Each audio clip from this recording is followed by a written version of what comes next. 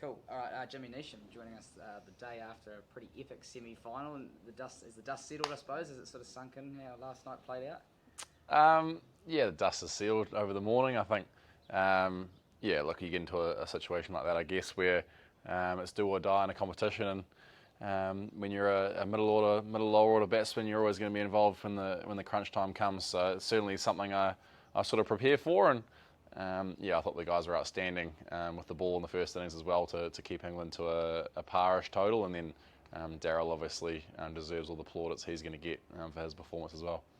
Give us an idea what you were thinking when you walked out there, or when you got out there with Daz. Do you know what you sort of had to do? I just said to Daz, I hit CJ for a six second ball, and Daz sort of came down and said, "What do you think?" And I just said, "I'm going to try hit every ball for six." And it doesn't always come out of the middle, but chunked a couple good enough to get over the rope, and ended up doing it reasonably comfortable in the end. What was Daryl like when you were out there? Because obviously it was quite a tense situation, but from talking to, I think GP mentioned he was pretty calm. Is that what you saw as well?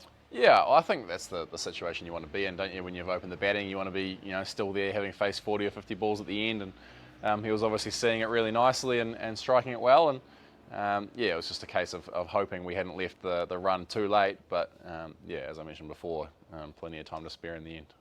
Been talked about quite a bit. People seeing similarities of 2019, a guy standing on the boundary rope. Can you recall that incident, and did that take you back at all to 2019? Yeah, it was very familiar. Obviously, I was the bowler on that occasion, so I much prefer being the batsman in that situation. But look, I think it's natural to draw comparisons. I suppose it was such a historic game a couple of years ago, and obviously against the same opposition as well. So. It was played on the big screen a few times during the day, which is never that enjoyable, but more than happy to get one back on them and move on to the game in a couple of days' time. Yeah, it was absolute scenes of jubilation for the team, but you were obviously sitting there as well, and I think you later explained you were kind of thinking, still a game to go. Can you explain that kind of, I suppose, mentality there? Yeah, I think, it's a situation worthy of celebrating, I guess, winning a semi-final, but you don't come halfway around the world to win a semi-final. So, we've got our sights pretty firmly set on the game in a few days' time, and Australia and Pakistan are going to battle it out this afternoon, and we'll wait and see who comes out of that encounter. But, I'm personally, and we as a team are certainly not getting ahead of ourselves, and there's sort of one game to go, and I'm sure there'll be a bigger outpouring of emotion if we can manage to get across the line in a few days' time. Yeah, how important do you think it is for the team to really reset after that? You often see in tournaments after a really big game like that, sometimes it can be hard to get up again. I suppose that going to be a focus for the next few days? Look, I think we're experienced at it. I think we've done so well, so consistently in tournaments over the last 5 or 6 years. We know how to, I suppose, hit the reset button and put a win or a loss behind us pretty quickly. And we've got pretty robust strategies around how we prepare for games with scouting and planning and all that kind of stuff. So those strategies will kick in over the next couple of days, and we'll get back on the training paddock tomorrow, I think, and prepare as best we can, as we always do for the last game of the tournament. I suppose you watch tonight with plenty of interest too. Pretty quality sides going at it. Yeah, obviously we've had a fair bit of experience against both of them over the last year or so. I think. Even though the Australia team is a slightly different look team from the one we played in New Zealand at the start of the summer, I think it's still the same unit, and we'll probably take confidence from that result into the game. But having said that, it's T20 cricket. One player can take the game away from you on the day, so we'll do all that scouting, all that preparation as best we can, and give ourselves a chance to be as free as possible in a few days' time.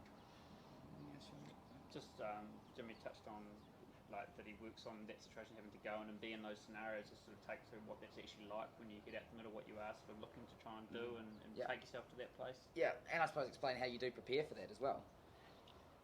Well, I think you prepare to hit sixes from ball one, I think, in this format of the game. And Luke Ronke's been a bit frustrated with me over the last couple of weeks with the number of white kookaburras we're going through in training, but hopefully all that frustration paid off the other night or last night. And you just try and stay as still as possible in that situation, get a bit of a read on what the bowler's trying to do. And I think it's important to recognise momentum and the role that can play. And I think it was important to get our partnership, me and Daryl, going quickly and try and get some momentum back in our favour, and then try and take them down to the short side, which is something we talked about out there in the middle as well. Just lastly from me, been on the road for a fair while. I suppose is the one thing that can really get you up to World Cup final as well for something like that. Is that probably fair?